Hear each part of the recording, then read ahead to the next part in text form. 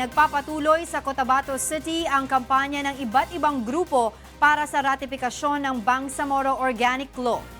Mula sa Cotabato City, ito ang balita ni Nel Maribuhok live. Nel, go ahead. Sinusulit na ng ilang grupo dito sa Cotabato City ang pangangampanya para sa ratifikasyon ng Bangsamoro Organic Law o BOL. Kanina ay nagpapatuloy sa peace caravan ng mga sumusuporta dito sa pagpapasa ng Bangsamoro Organic Law. Sa ilalim ng BOL, papalitan ang kasalukuyang Autonomous Region in Muslim Mindanao ng mas makapangyarihang riyon, ang Bangsamoro Autonomous Region in Muslim Mindanao. Sa kabila ng mga sumusuporta, mapapansin rin sa syudad ang mga nakaladlad na tarpaulin na nagpapahayag ng kanilang pagtutol sa BOL.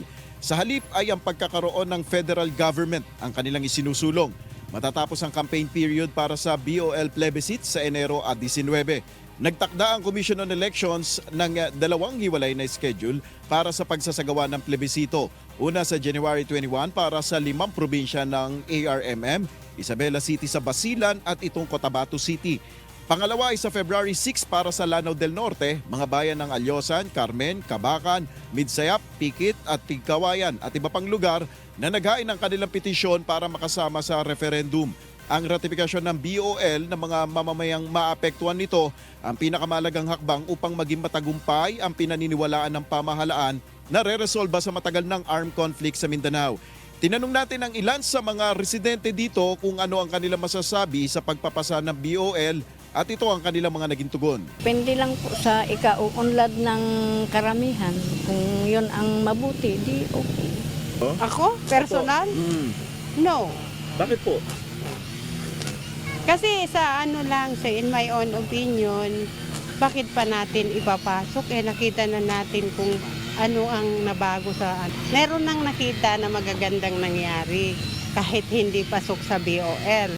Sa Biyernes, inaasahan natin na darating dito sa Cotabato City si Pangulong Rodrigo Duterte upang pangunahan ang pangangampanya at pagkumbinsi sa mga residente dito para bumoto ng yes sa BOL. Yan muna ang ating update. Angela. Maraming salamat sa iyo, Nel Maribuhok. Hindi na hihinga ng birth certificate ang mga magpaparenew ng passport alinsunod sa bagong kautusan na pinirmahan ni Foreign Affairs Secretary Teodoro Locsin Jr. Ayon sa isang eksperto, malaking tulong ito sa mga overseas Filipino workers. Ito ang balita ni Joan Nano.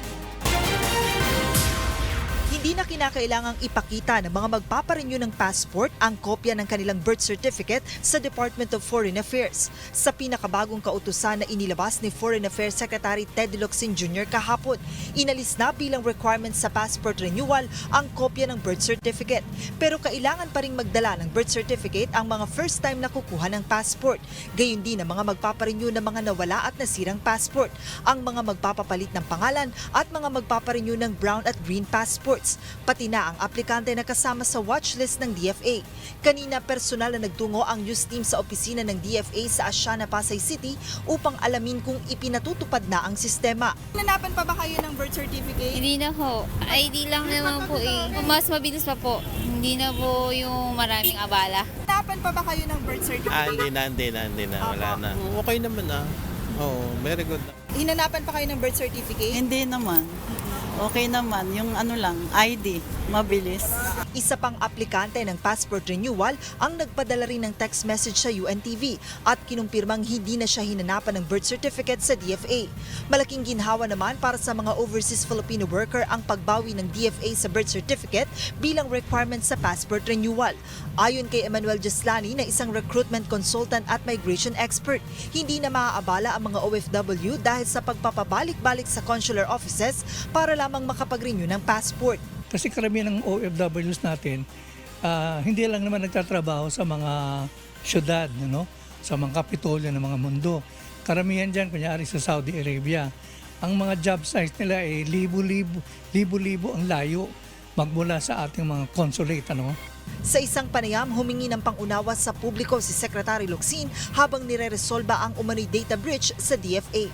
Joan Nano, UNTV News and Rescue, Pasay City. Isusulong ng isang dating opisyal ng Duterte administration ang pagbabago sa sistema ng paglilitis sa bansa sakaling manalo itong senador sa midterm election sa Mayo. Ito ang balita ni Ray Pelayo. Nais na pabilisin ni former presidential spokesperson Harry Roque ang paglilitis sa mga kaso sa Pilipinas. Sinabi ni Roque sa programang Get It Straight with Daniel Razon na kung mananalo siyang senador sa May 2019 midterm elections ay isusulong nito ang inquisitorial system ng paglilitis. Sa ganitong sistema, anyay mismong ang mga hukom ang hihingi ng kailangang ebidensya para hatulan ang isang kaso. Mas mabilis anya ito kumpara sa adversarial system na ginagamit ngayon sa bansa, kung saan nakadepende lamang ang paghatol ng mga hukom sa mga ipipresentang ebidensya ng magkabilang panig. Si Roque ang dating humahawak sa kaso ng Maguindanao Massacre na magsasampung taon ng dinidinig ng korte. Bulok ang sistema natin. Hindi gumagana, hindi katanggap-tanggap. At ang aking solusyon dyan, ibalik natin sa inquisitorial, gawin natin na ang West na ang kukuha ng ebidensya, hindi na mag-aantay na susumite ng ebidensya sa korte. No?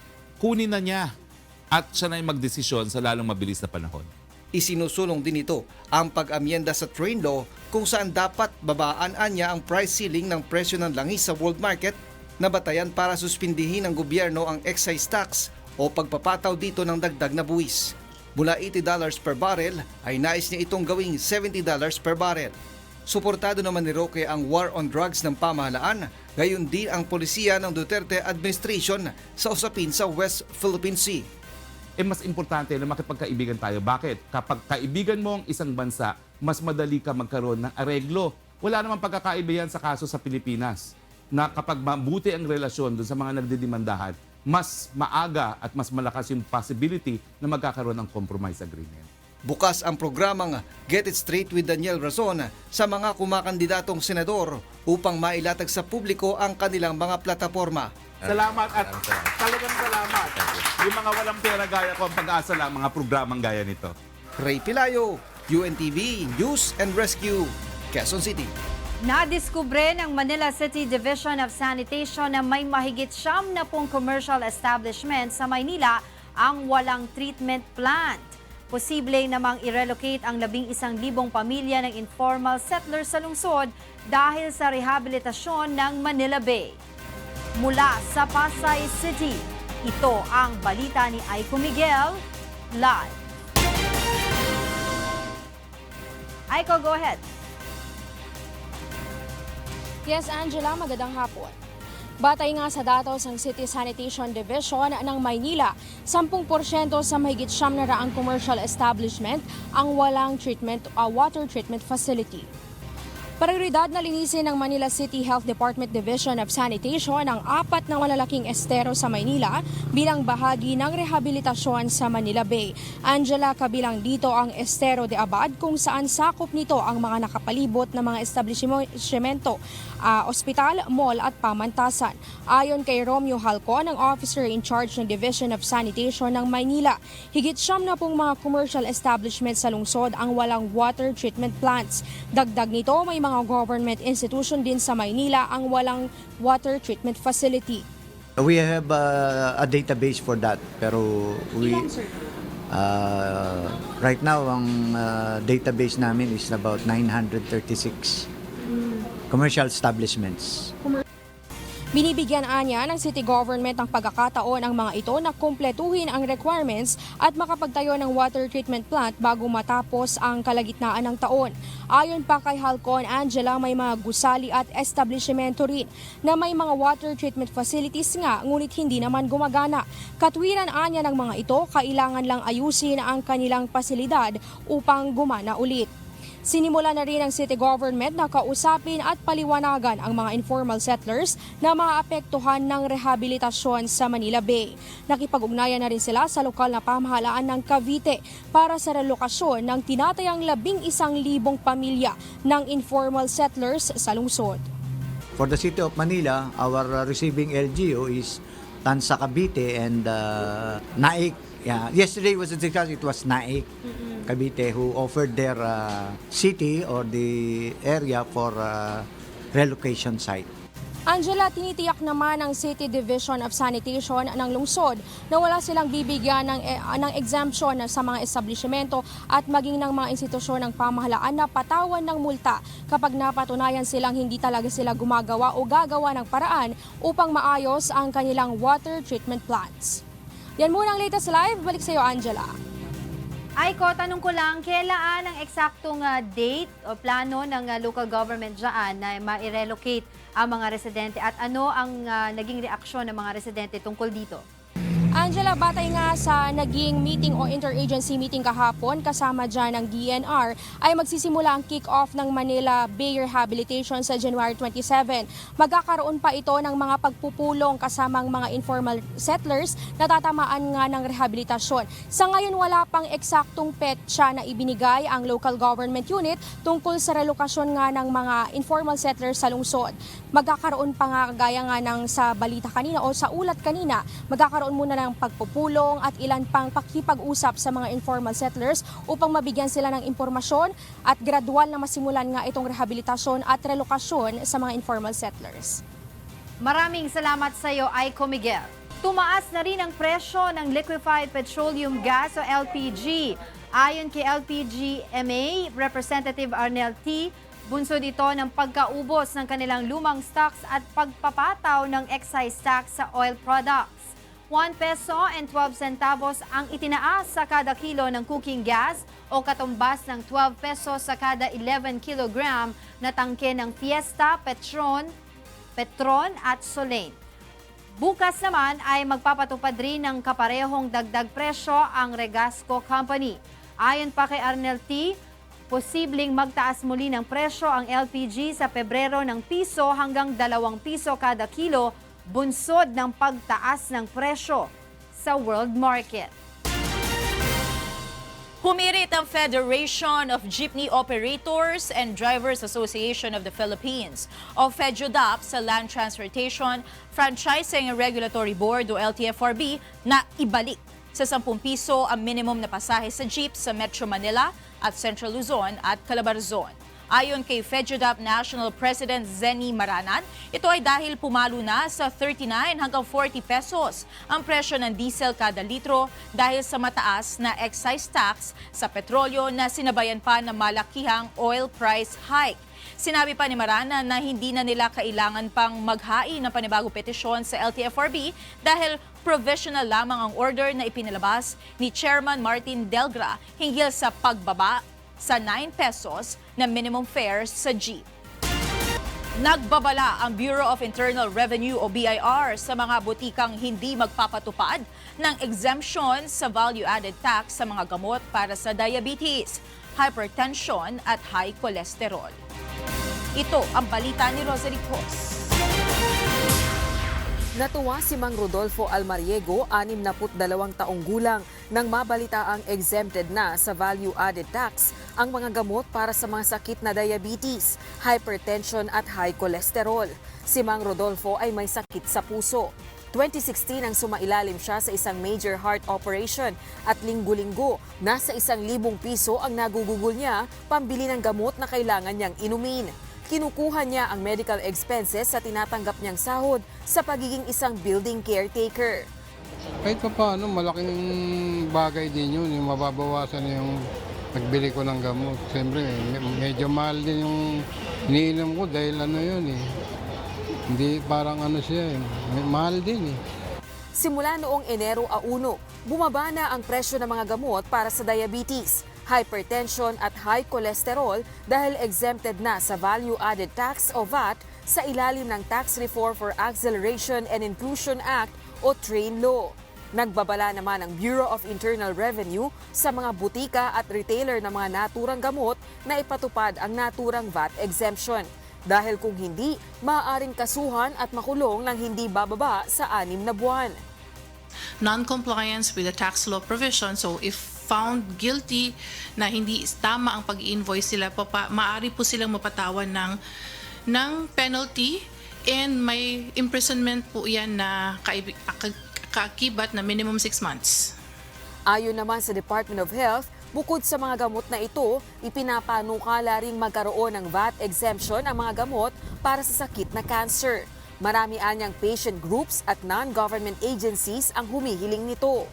Ang strong clamor natin ngayon, which we are discussing with an interagency working group, yung gamot para sa cancer. Rosa Licoz, UNTV News and Rescue, Malacanang.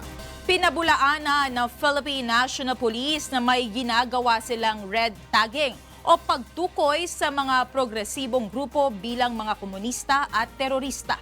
Nilinaw din ng PNP na hindi harassment ang paghingi nila ng ilang personal na impormasyon sa mga residente sa ilang barangay sa Metro Manila. Ito ang balita ni Lea Ilagan. Itinanggi ng PNP na nagsasagawa sila ng red tagging sa mga progresibong grupo. Ito ay sa gitna ng aligasyon ng mga makakaliwang grupo na binabansagan ng PNP na communist terrorist ang sinumang kontra sa pamahalaan. Ayon kay PNP spokesperson, Police Chief Superintendent Benigno Durana Jr., si Communist Party of the Philippines o CPP Founding Chairman Joe Masison ang nag-red tag sa mga grupong bayan, Kilusang Mayo 1, Gabriela, LFS, ACT, at Kadena bilang mga front organizations ng Kilusang Komunista. Personal declaration of former rebel leaders were saying that there are actually agitation and radicalization being made by front organization of the CPP-NPA directed against the student. Nilinaw din ni Durana na hindi harassment ang ginagawang panghihingi ng PNP ng mga pangalan at identification cards ng mga residente sa ilang barangay sa Metro Manila. Bahagi aniya ng trabaho ng mga pulis na protektahan ang Estado sa mga kalaban nito. Even the Data Privacy Act of 2012 authorizes some provision of Section 5 Rule 2, Paragraph B, no? Authorizes these security forces, the statutory and constitutionally mandated authority like the law enforcement agency to gather personal information in furtherance of their mandate under the Constitution. Kung meron man aniyang intelligence gathering ang PNP, ito ay para pangalagaan ang seguridad ng mga mamamayan. Ang nagreklamo lang naman po dito yung mga may balak na gumawa ng masama eh. No? But the rest of the Filipino people, the majority of our citizens would want the security forces, the state to protect their interests, to protect them from infiltration of the enemies of the state. Nauna nang naibalita na may mga pulis na nagtungo sa Santa Mesa, Manila upang humingi ng personal na detalye sa mga residente doon.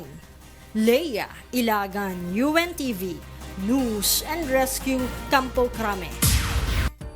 Muling kinilala sa katatapos na 4th Music Awards kagabi ang galing at talento ng mga Filipino music artist. Kabilang sa humakot ng awards ang Asia's Phoenix Morissette at funk rock trio na Four of Spades. Ito ang balita ni Monokson. Are you ready?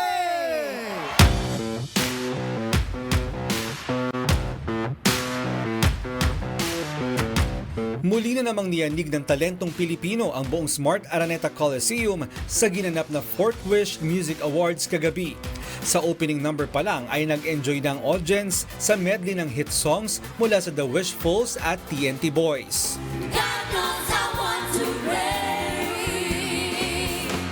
Hindi rin nagpahuli ang mga rapper na sina Looney and Ron Henley, Shanty Dope, Al James at Glock 9 sa kanilang performance. Sa kauna-unahang pagkakataon naman ay nag-perform sa Wish Stage ang soul diva na si Jaya. Kasama rin nito si R&B King JR at crooner Jason D.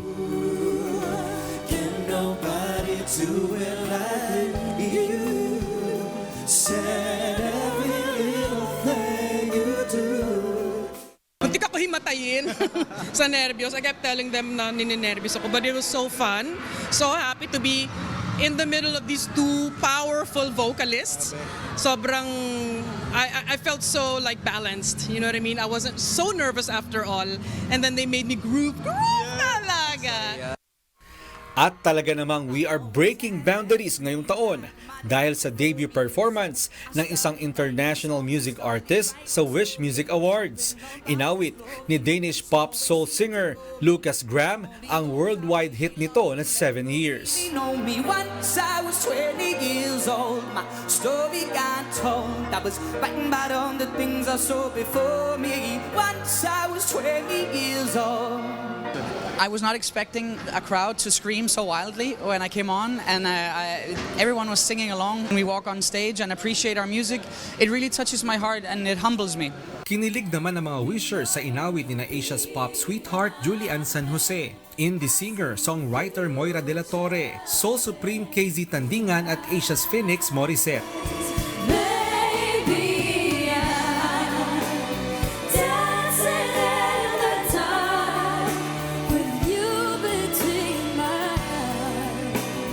At syempre, hindi nagpahuli ang funk soul trio na Fourth of Spades.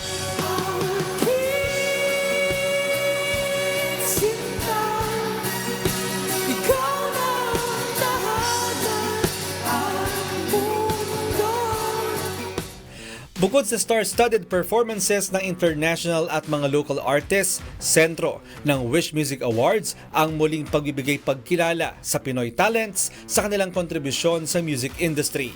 Big winner muli si Asia's Phoenix Morissette Amon na nakakuha ng 6 na awards, kabilang na ang Wish Artist of the Year, Wish-clusive Ballad Performance of the Year at Wish Pop Song of the Year. And I'm just really, really grateful to Wish for giving us the platform to share our music to so many people around the world. Yeah, thank you so much and congratulations. Kasi syempre, this is all for a good cause. We're all helping out our beneficiaries and our foundations. And I think that's what's really special about the Wish Music Awards.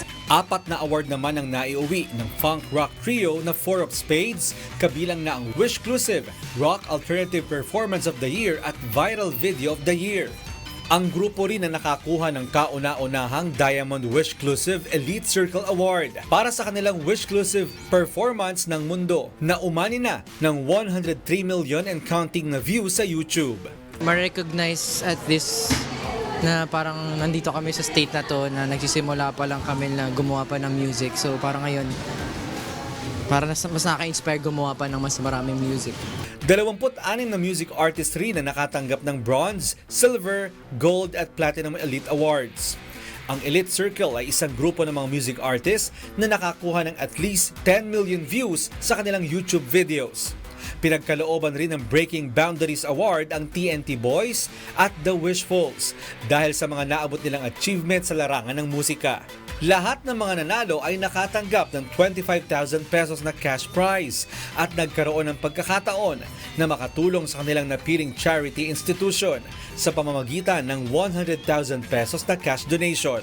Inanunsyo naman kagabi ng innovator sa likod ng Wish 1075 na si Kuya Daniel Razon ang mga bagong proyekto na aabangan ng mga wishers hindi lang sa Pilipinas kundi sa buong mundo. Kabilang dito ang Wish-clusive Battle na may participation mula sa mga artists at kanya-kanyang fandom at ang Wishcovery Off-Season na lalahukan ng iba't ibang government agency. Ayon kay Kuya Daniel, lapat ang temang Breaking Boundaries para sa Wish 1075 ngayong taon, gayon din sa mga artists na nasa likod nito. All the world watched in the great anticipation the breaking of the Berlin Wall. This same manner or similarly, all the world watched in awe and admiration your Wish-clusives. Sa inyo ginawa, salamat po sa pagtitiwala at pagbibigay sa amin ng pagkakataon ginawa ninyo sa Wish 1075. For all of us. With God's help, umaasa po kami na mas malayo pa ang ating mararating. With God's help, we hope that we will be hearing all of you and more people not only here in the Philippines but all over the globe whispering Wish 1075. Mon Hokson, UNTV News and Rescue, Quezon City. Hindi lang puro parangal ang ipinamahagi sa 4th Wish 1075 Music Awards sa Araneta Coliseum kagabi. Bukod kasi sa awards na nakuha ng mga Filipino artists, ilang charitable institutions rin ang nakatanggap ng cash donations. Ito ang balita ni Asher Cadapan Jr. Sa ika-4 na sunod na taon ay ipinakita ng Wish 1075 na hindi lang ito bukal ng mga natatanging inobasyon kundi isang istasyon na may puso sa serbisyo publiko. Dahil kasabay ng pagbibigay parangal sa mga Pilipinong mga awit ng Wish Music Awards na ginanap sa Smart Araneta Coliseum sa Quezon City kagabi, muling nakatanggap ng cash donations ang mga foundation na beneficiary ng mga winning artists. Gaya ni Morissette na nakatanggap ng 3 Wish Awards at 4 na special citation. Bukod sa 25,000 pisong nakuha ni Morissette sa bawat Wish Award, makatatanggap din ng tig 100,000 pisong cash donation ang chosen beneficiary nito na Maricel Children's World Foundation Incorporated. There's really no other award giving body like it. Kasi syempre yun nga, we're giving back. At the same time, parang ayun, sobrang nakaka-happy kasi we are recognized as artists and the hard work we do. At the same time, we get to help out. And yun dito ko lang po narinig yun. And I'm very, very happy to be a part of the Wish family po talaga. Big winner din ang beneficiary ng grupong 4 of Spades na Philippine Assistance for Hydrocephalus Victims na makakatanggap ng 200,000 pesos dahil sa 2 awards na nakuha ng Funk Rock Trio. I think this is the very first award-giving body na nagbibigay ng cash along with the awards. So it's a very good idea that di lang kami yung nakakatanggap ng blessings pero kasama din yung mga beneficiaries ng mga artists na nandito. Ilan pa sa mga charitable institutions na makakatanggap ng cash donation mula sa Wish 1075 ang Verlaine Foundation Incorporated, a Home for the Angels Crisis Home for Abandoned Babies Foundation Incorporated, Kite Foundation Incorporated, Children's Rehabilitation Center, Bethany House Santo Niño Orphanage Incorporated, Willing Hearts Orphanage Incorporated, at Children's Mission Philippines Hills of Grace Foundation Incorporated.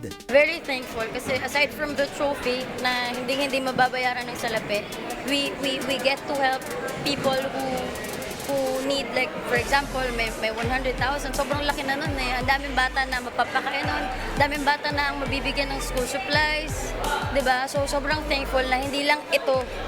Kumbaga mas importante nga yun eh, parang mas mabigat sa puso ko yung award na yun eh, yung makatulong ka sa kapwa mo just by singing. Hanga naman ng mga first-time guests sa Wish Music Awards sa konsepto nito tulad ng British YouTube reactor na si Dan Evans. I think it's an amazing idea. I don't think there's enough events like this where people give so generously to charity, so I think Wish are doing an amazing job. Umaasa naman si Kuya Daniel Razon na malaki ang maitutulong sa mga chosen beneficiaries ng natanggap na cash donations.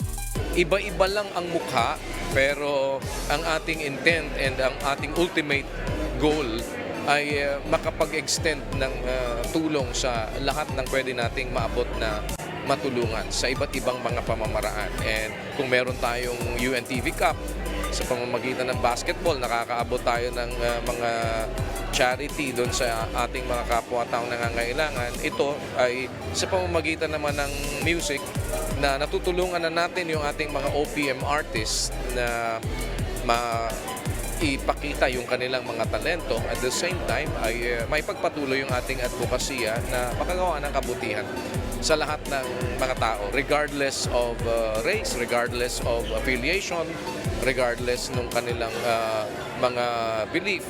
Ang sa atin ay yung nangangailangan ay gusto nating maabot.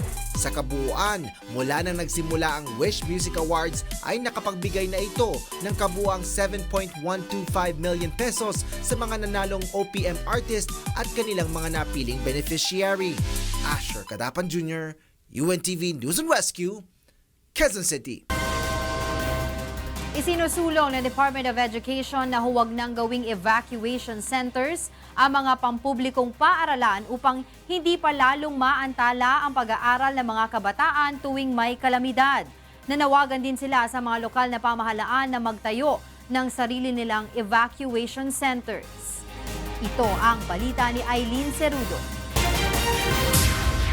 Nais ang Department of Education o DepEd na maipagpatuloy ng mga kabataan ng kanilang pag-aaral kahit na may mga nararanasang kalamidad.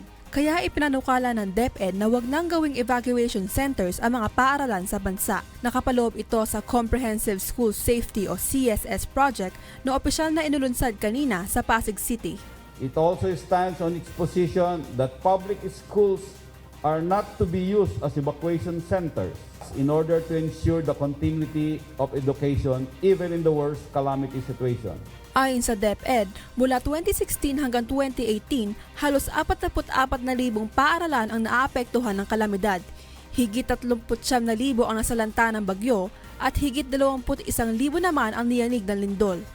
17,937 sa mga paaralang ito ay ginagamit bilang evacuation centers. Makikipag-usap din ang kagawaran sa mga lokal na pamahalaan na magtayo ng sarili nilang evacuation centers upang doon pansamantalang manatili ang mga inilikas na residente sa panahon ng kalamidad. DepEd has the support of the President that the local government units must build separate evacuation centers and avoid using the schools as such. Katuwang ang ilang non-government organizations, sinimulan din nila ang mga programa gaya ng relocation ng mga paaralan, psychological first aid, trainings at mobile apps upang maging handa ang mga paaralan sa mga darating na kalamidad. Yung information system, makakalap niya ang datos sa mga eskwelahan kung ano ang state of safety in the schools and actually guide the schools in terms of planning. Aileen Sarudo, UNTV, News and Rescue.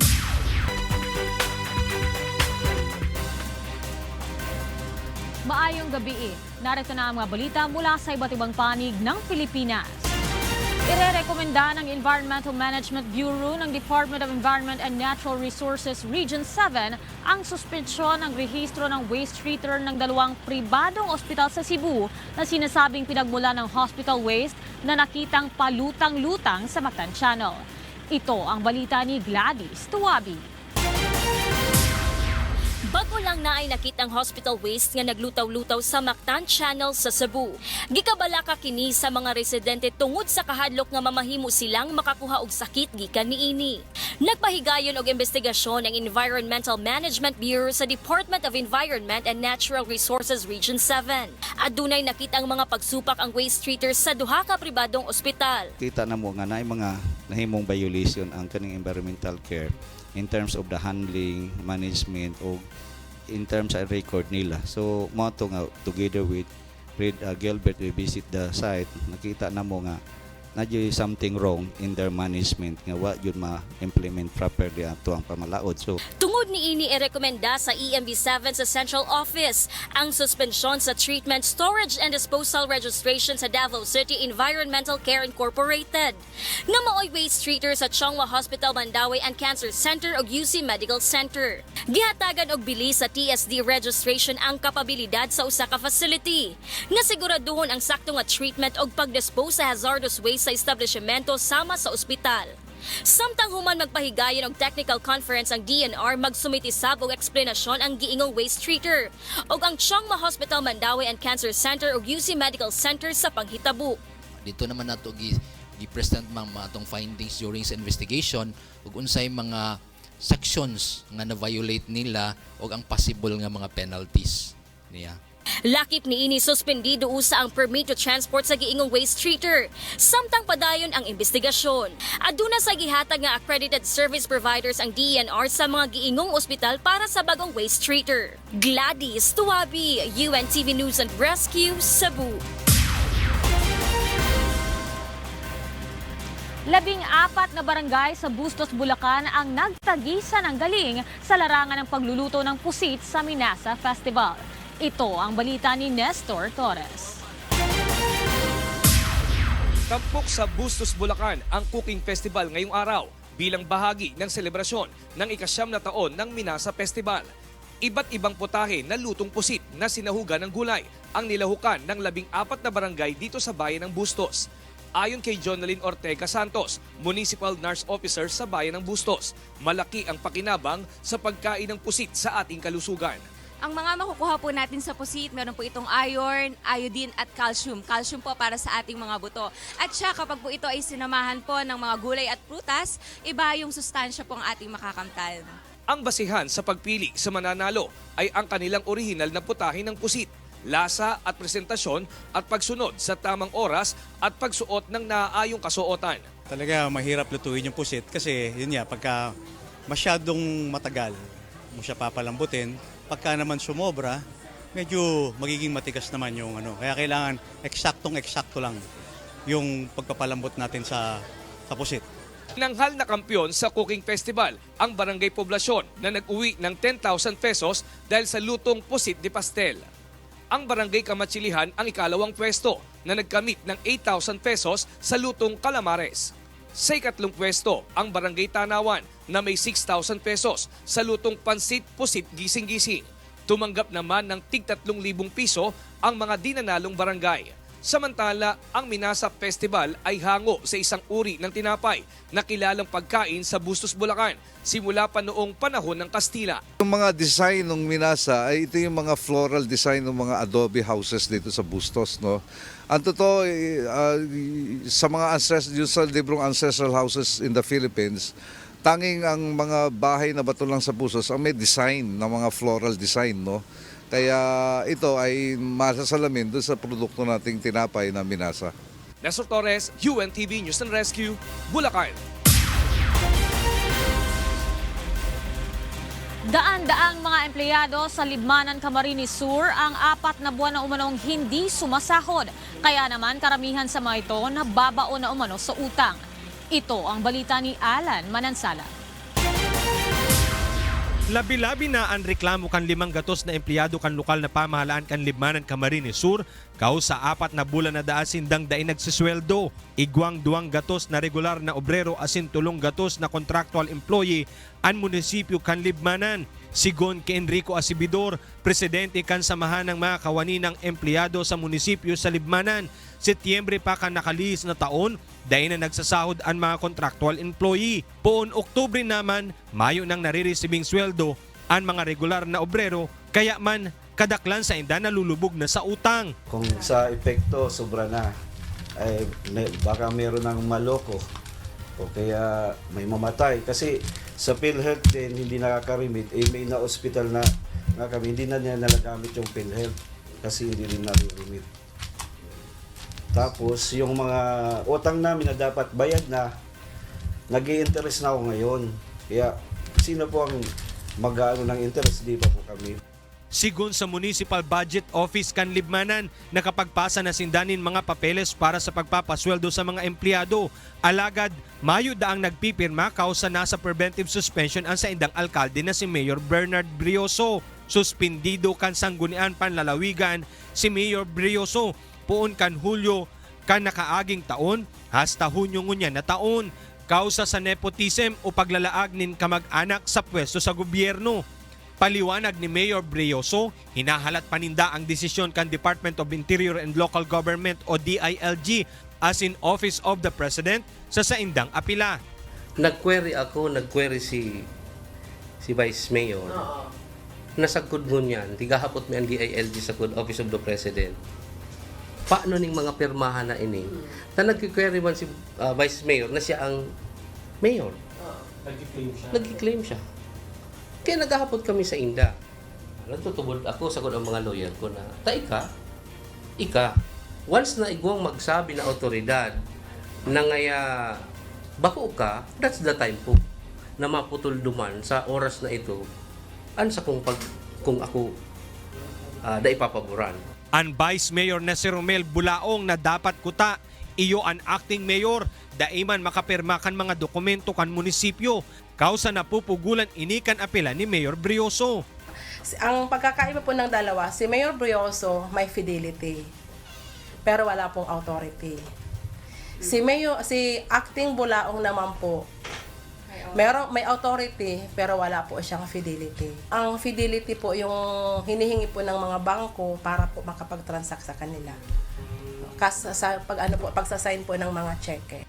Inaasikaso pa kan UNTV na makuananin pahayag si Vice Mayor Bulaong asin ang DILG. Mientras tanto, apwera sa sweldo kan mga obrero, pasakit mandasa sa indang trabaho, an kawaranin supply kan kuryente sa munisipyo, pun pa kan Lunes. Inikaw sa utang kan munisipyo na labi 300,000 de pesos sa Camarines Sur Electric Cooperative kausa da makapagluwas nin pondo na pambayad. Alan Manansala, UNTV. Bareta, Asin, Pagsalbar, Camarines Sur. Inilunsad na ang ikatlong Wish Bus kasabay ng 2019 Wish Music Awards kagabi. Ito ang iikot sa iba't ibang probinsya sa bansa upang makaabot sa mas maraming music lovers ang mga original Filipino music o OPM artists. Ito ang balita ni Grace Casin.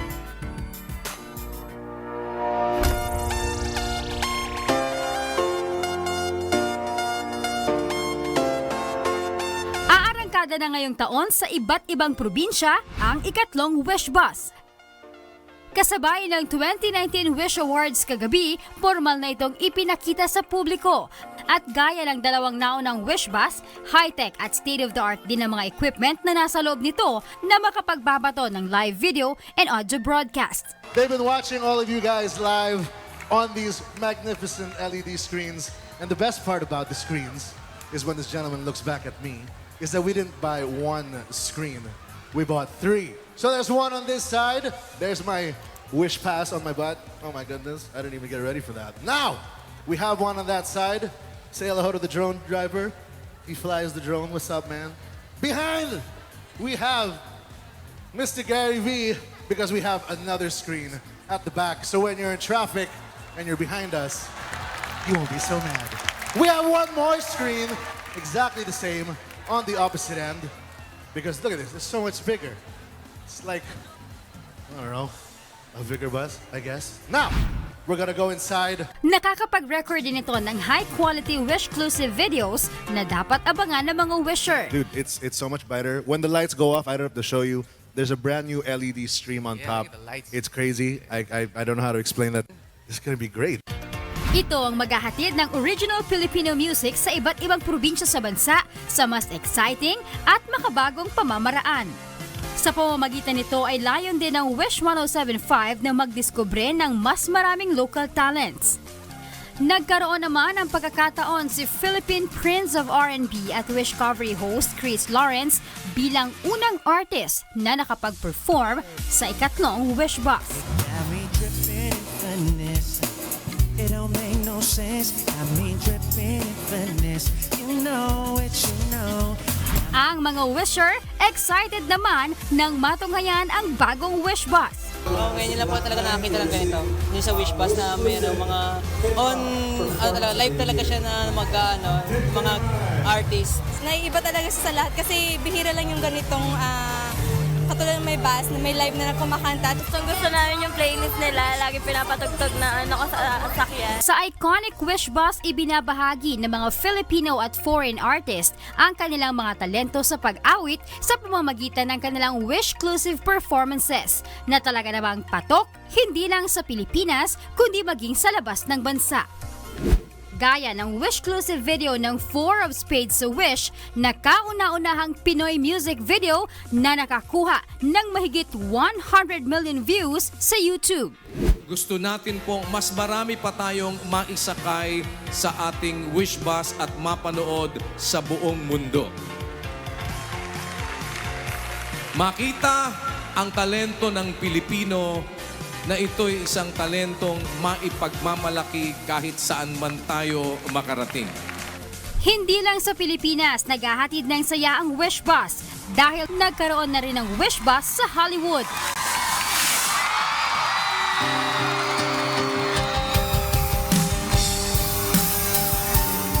Wish 1075 ay ang #1 YouTube channel sa bansa na mayroon ng 4.3 and counting million subscribers. Grace Casin, UNTV News and Rescue, Philippines.